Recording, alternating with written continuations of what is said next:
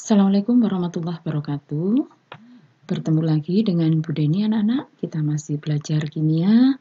Kita masih belajar seputar senyawa kovalen. Jika pada pertemuan sebelumnya kita sudah belajar tentang bentuk molekul, maka pada kesempatan kali ini kita akan belajar tentang kepolaran senyawa kovalen. Kepolaran senyawa ini pada dasarnya ditentukan oleh rapatan atau sebaran elektron di sekitar atom-atom yang terikat di dalam molekul senyawa. Nah, jika sebarannya merata, maka senyawa bersifat nonpolar. Tapi, jika sebarannya tidak merata, maka senyawa bersifat polar. Nah, kepolaran ini dapat ditinjau dari dua hal. Yang pertama, untuk senyawa yang hanya terdiri dari dua atom saja, maka penentuan kepolarannya cukup membandingkan keelektronegatifannya saja. Jika senyawanya sejenis atau tidak memiliki perbedaan keelektronegatifan, maka sebarannya akan menjadi merata dan senyawa bersifat nonpolar. Tetapi untuk menentukan kepolaran senyawa yang memiliki atom lebih dari dua, itu lebih kompleks karena kita harus mengetahui dulu bentuk molekulnya. Kemudian menentukan berapa resultan momen dipolnya. Nah, pada umumnya cara ini oleh siswa SMA dianggap agak sulit dan agak lama untuk menyelesaikannya. Nah, untuk itu pada kesempatan kali ini kita akan mencari cara mudah dan cara cepat penentuan kepolaran senyawa. Karena penentuan kepolaran senyawa ini didasarkan pada bentuk molekulnya, maka kita akan mengulas sedikit bagaimana cara penentuan bentuk molekul. Nah, cara yang kemarin kita gunakan adalah menggunakan trik penghitungan jumlah PEI dan PEB. Nah, pada trik ini kalian masih ingat untuk menentukan jumlah PEI atau X, maka jumlah elektron valensinya dibagi 8. Nah, hasil bilangan bulat inilah yang dijadikan acuan atau digunakan sebagai jumlah PEI atau jumlahnya X. Jika ada sisa, maka sisanya dibagi 2 dan hasilnya itu adalah jumlah PEB atau jumlahnya E. Sekali lagi, ketika kita mencari jumlah PEI atau jumlah X, maka jumlah elektron valensi harus dibagi 8. Dan sedangkan ketika kita mencari jumlah PEB atau jumlahnya E, maka sisa dari elektron valensi yang sudah dibagi 8 itu kita bagi dengan 2. Nah, cara ini nanti akan digunakan sebagai acuan untuk menghitung jumlah elektron valensi berdasarkan tipe molekul. Jika mencari jumlah PEI, untuk mencari tipe molekul ini jumlah elektron valensi dibagi 8, maka ketika kita akan menghitung jumlah elektron valensi, kita kembalikan lagi tipe molekul atau PEI-nya kita kalikan 8. Dan PEB-nya untuk mencari jumlah elektron valensinya, maka PEB-nya atau E-nya kita kalikan 2. Dan kita ingat kembali catatan kemarin bahwa jika di dalam senyawa tersebut ada atom H, maka elektron valensi atom H dianggap 7. Selanjutnya perhatikan bentuk-bentuk molekul yang Ibu tampilkan berikut ini. Yang pertama, molekul dengan bentuk linier. Yang kedua, segitiga datar. Yang ketiga, tetrahedral. Yang keempat, segitiga bipiramid. Yang kelima, oktahedral, dan yang keenam segi empat datar. Apa keistimewaan bentuk molekul yang Ibu tampilkan ini? Kalian perhatikan, setiap molekul ini sudut-sudutnya sama. Sudut-sudut di dalam molekul ini sama. Nah, jika sudut-sudutnya sama, maka dapat mengindikasikan bahwa elektron-elektron dalam molekul ini tersebar secara merata karena molekulnya bersifat simetris. Dan jika dihitung, maka resultan momen dipolnya adalah 0 karena tersebar merata dan bentuknya simetris. Nah, bentuk-bentuk ini adalah bentuk-bentuk di mana molekulnya nanti sifatnya adalah nonpolar karena sebaran elektronnya secara merata. Nah, siapa atau tipe molekul apa saja yang memiliki bentuk molekul dengan resultan momen dipol 0 atau bentuk molekul simetris ini? Yang pertama, Yang linear. Untuk bentuk linear ternyata dimiliki oleh molekul dengan tipe AX2, AX2E3, dan AX2E4. Yang segitiga datar AX3, tetrahedral AX4, segitiga bipiramid AX5, oktahedral AX6, dan segi 4 datar AX4E2. Yang istimewa dari sini adalah bisa kalian lihat bahwa molekul-molekul AX2, AX3, AX4, AX5, dan AX6 ini adalah molekul-molekul yang hanya memiliki PEI saja tanpa PEB. Jadi ketika kita menghitung ini hanya habis dibagi 8. Jumlah elektron valensinya habis dibagi 8. Tidak memiliki sisa atau tidak memiliki PEB. Nah, apakah berarti senyawa atau molekul yang memiliki PEB sifatnya polar? Ternyata belum tentu. Ada 3 tipe molekul di mana meskipun ada PEB-nya, tetapi molekul ini sifatnya adalah non-polar. Sama dengan molekul yang tidak memiliki PEB.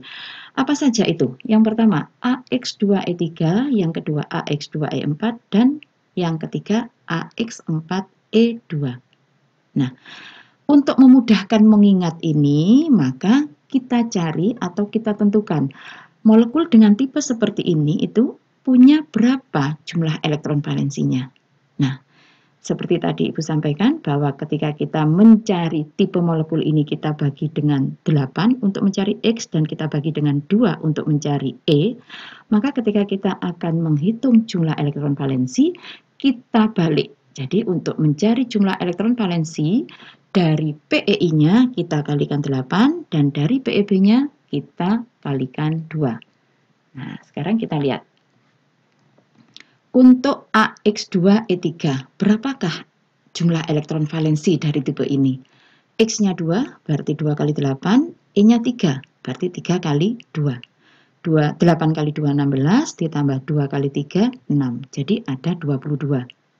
AX2E4 hanya selisih 1 PEB atau selisih 1 E. Berarti jika ini 22, maka ini 24. Sedangkan AX4E2 berarti 8 kali 4, 32, ditambah 2 kali 2 tambah 4, berarti 36. Jadi dari 3 tipe molekul atau 3 bentuk molekul ini, yang memiliki PEB adalah molekul-molekul dengan jumlah elektron valensi 22, 24, dan 36. Nah, khusus yang 24 ternyata juga habis dibagi 8, maka tipe ini tidak perlu kita ingat tersendiri atau tidak perlu kita ingat secara khusus karena mirip dengan yang tanpa PEB, yaitu habis dibagi 8. Jadi, ternyata dapat disimpulkan sementara molekul-molekul dengan bentuk molekul yang simetris atau resultan momen dipolnya 0 itu memiliki sebaran elektron yang merata sehingga sifatnya non-polar. Molekul-molekul ini tipe molekulnya habis atau jumlah elektron valensinya habis dibagi 8 atau tidak habis dibagi 8 tapi jumlahnya 22 atau 36. Nah, dari bahasan ini marilah kita simpulkan untuk prinsip penentuan kepolaran senyawa. Prinsip untuk penentuan kepolaran ini kita tentukan hanya yang non-polar saja. Sehingga yang tidak mengikuti kriteria ini berarti kita simpulkan bersifat polar. Kriteria pertama, senyawa diatomik atau senyawa yang terdiri dari 2 atom, maka jika atomnya sejenis atau tidak memiliki perbedaan keelektronegatifan, maka dia bersifat non-polar. Misalnya H2, Cl2, O2, atau yang lainnya. Kriteria kedua, jika senyawanya poliatom, berarti lebih dari 2 atom, maka ketentuan pertama, jika jumlah elektron valensinya habis dibagi 8, atau jumlah elektron valensinya 22 atau 36, maka jika memenuhi kriteria ini juga termasuk non-polar. sekarang kita terapkan prinsip ini ke dalam contoh soal berikut. Contoh pertama, H2O adalah molekul yang memiliki 2 atom H dan 1 atom O. Jumlah elektron valensinya H, kita ingat tadi, ini adalah khusus, catatan khusus, atom H dianggap valensinya 7. Jumlah atomnya 2, 2 kali 7 14, ditambah valensinya O 6. Totalnya adalah 20. Jika 20 ini dibagi 8, maka ada sisanya. Karena ada sisanya, maka bersifat polar. Senyawa kedua, CH4, memiliki 1 atom C dengan valensi 4 dan 4 atom H dengan valensi 4 kali 7, total 32. Jika 32 ini dibagi 8, maka habis tidak bersisa, sehingga disimpulkan bersifat non-polar. Yang ketiga, PCl3, valensinya P5, valensinya Cl itu 7, kalikan 3, totalnya 26. Jika 26 ini dibagi 8, maka masih ada sisa, maka bersifat polar. Yang keempat, CO2. Jumlah elektron valensi C4, O-nya 6, dikalikan 2, totalnya 16. Ketika 16 dibagi 8, maka habis, disimpulkan bersifat non-polar. Yang kelima, XeF4. Xe ini dari golongan 8, maka valensinya 8. F-nya valensi 7 dikalikan 4, totalnya 36. Nah, 36 ini jika dibagi 8 memang masih sisa, tapi dia termasuk senyawa khusus tadi.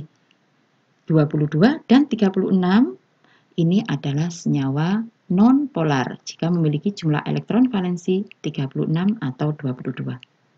Yang terakhir, contoh terakhir, IF3, dua-duanya dari golongan 7, maka jumlah elektron valensinya I7, F juga 7, tapi untuk F-nya ada 3, berarti dikalikan 3, totalnya 28.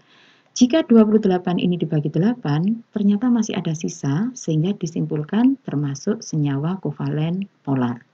Nah, sekarang kita bandingkan antara prinsip penentuan kepolaran dengan hasil pembahasan contoh soalnya. Nah, senyawa-senyawa yang habis dibagi 8, nih habis dibagi 8, maka dia termasuk senyawa kovalen non-polar. Termasuk senyawa atau molekul yang elektron valensinya 22 atau 36 juga termasuk senyawa kovalen non-polar. Tetapi jika masih ada sisa dan jumlahnya bukan 22 atau 36, maka termasuk senyawa kovalen polar. Demikian anak-anak, cara mudah untuk menentukan kepolaran senyawa. Mudah-mudahan ini bisa membantu kalian, mempermudah kalian memahami materi kepolaran senyawa. Dari saya cukup sekian, insya Allah kita akan bertemu pada pembahasan berikutnya. Dan terima kasih. Wassalamualaikum warahmatullahi wabarakatuh.